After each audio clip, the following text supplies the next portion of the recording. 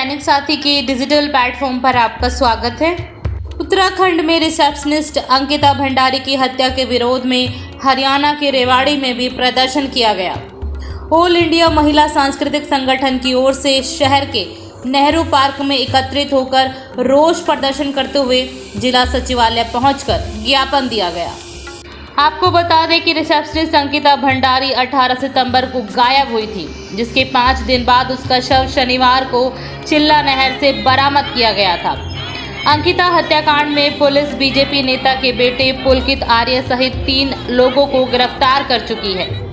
आपको बता दें कि पुलकित आर्य उस रिसोर्ट का मालिक है जिसमें अंकिता भंडारी बतौर रिसेप्शनिस्ट कार्य करती थी। बताया जा रहा है कि पहले दिन से ही पुलकित आर्य की अंकिता भंडारी पर बुरी नज़र थी। व्हाट्सएप चैट में छेड़छाड़ करने का मामला भी सामने आया है। अब अंकिता भंडारी की हत्या के बाद देश भर में प्रदर्शन किए जा रहे हैं। अंकिता भंडारी के परिजन भी पुलिस कार्रवाई पर सवाल खड़े कर चुकी है और न्याय की मांग कर रही हैं। नाम है आंटी आपका? मेरा नाम संतोष है।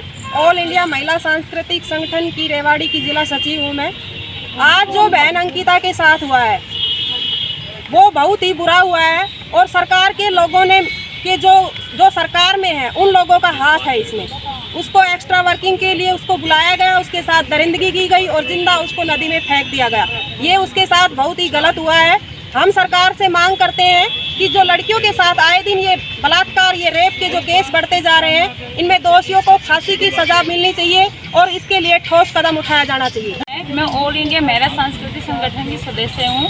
आज यहाँ पर हम इकट्ठे हुए हैं, जैसे कि आप सभी ने सुना होगा सोशल मीडिया के माध्यम से कि इसी केस में बहन अंकिता के साथ जो अन्याय हुआ है, हम आज उसका विरोध करने के लिए यहाँ पर इकट्ठा हुए हैं। हम सरकार से जानना चाह रहे हैं कि महिलाओं के ऊपर यह अत्याचार आखिर कब तक चलता रहेगा। पीछे आपने देखा होगा यूपी में 2 बहनों को मार दिया था। चंडीगढ़ यूनिवर्सिटी में जो 60 लड़कियों का जो वीडियो वायरल हुआ था, करीब जो परसों कुछ दिन पहले जो ऋषिकेश में जो बहन अंकिता के साथ जो हुआ है, इस पर चंडीगढ़ दिल्ली में 12 साल के बच्चे के साथ जो हुआ है, हमें इतनी कितनी घटनाएं हैं। हम सरकार से जानना चाह रहे हैं ये आखिर ये शोषण है, ये महिलाओं के ऊपर ये कब तक चलता रहेगा। एक तरफ सरकार नारा दे रही है कि बेटी बचाओ बेटी पढ़ाओ। अरे बेटी बचा के हमने उसको पढ़ा भी दिया, पढ़ाने के बाद बेटी जॉब कर रही है वो, उसके बाद भी वहाँ बेटी सेफ नहीं है और बेटी पढ़ती हुई हॉस्टल में है। जैसे कि चंडीगढ़ यूनिवर्सिटी के आपने कहा वहाँ बेटी पढ़ाने के लिए पेरेंट्स ने भेजी हुई है, तो हम जानना चाह रहे हैं वहाँ पर भी बेटी सेफ नहीं है। हम सरकार से जानना चाह रहे हैं कि बेटी सेफ कहाँ पर है। हमने ये हमारे क्वेश्चन है, जब तक सरकार इसका जवाब नहीं देगी हम सरकार से पूछते रहेंगे बार बार कि बेटी सेफ कहाँ है। तुम एक तरफ कह रहे हो बेटी बचाओ बेटी पढ़ाओ, किस प्रकार से बेटी बचाएंगे हम, आप हमें बताओ। और किस प्रकार से हम बेटी पढ़ाएं? जो एक पढ़ने का जो एजुकेशन सेंटर है वहाँ पर भी बेटी सेफ नहीं है, तो हम बेटियों को पढ़ाएंगे कैसे? हम सरकार से जानना चाह रहे हैं। और ये अत्याचार करने वाले ये कोई और नहीं, ये बीजेपी के ही लोग हैं। जो बहन अंकिता के साथ किए हैं वो बीजेपी का बेटा है। तो सरकार ये इसी प्रकार की सरकार है क्या? वो अपना करैक्टर लेके ये सत्ता में बैठी है? हम सरकार से जानना चाह रहे हैं क्या तुम्हारे पास ऐसा ही नेता है? देश की सुरक्षा करने के लिए, देश की समस्याओं को समाधान करने के लिए सरकार को चुना जाता है, लेकिन ये लोग तो खुद समस्या बने हुए हैं हमारे लिए। हम सरकार से जानना चाह रहे हैं कि लड़कियों की सुरक्षा कहाँ है? कब तक लड़कियों के ऊपर ये शोषण होते रहेंगे? कब तक हम लोग सहन करते रहेंगे? तो कौन कौन से संगठन की तरफ से आज प्रोटेस्ट? धिक्कार है, धिक्कार है, धिक्कार है। अंकिता को न्याय दो, न्याय दो, न्याय दो। दोषियों को फांसी दो, फांसी दो, फांसी दो। अंकिता को न्याय दो, न्याय दो, न्याय दो। मोदी सरकार मुर्दाबाद, मुर्दाबाद, मुर्दाबाद। मोदी सरकार मुर्दाबाद। मेरा नाम मोनिका मेहरा है। मैं सेवा स्तंभ से महिला विंग की प्रधान हूँ। जन सम्मान जागृत मंच से महिला प्रदेश अध्यक्ष हूँ।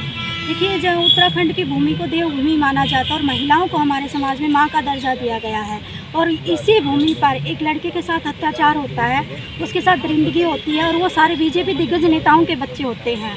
तो उसमें रिजॉर्ट के नाम पे एक सपा सेंटर का भी काम हो रहा था जो कि लड़कियों के लिए सेफ नहीं था, और ये सारा सरकार की आड़ में किया जा रहा था।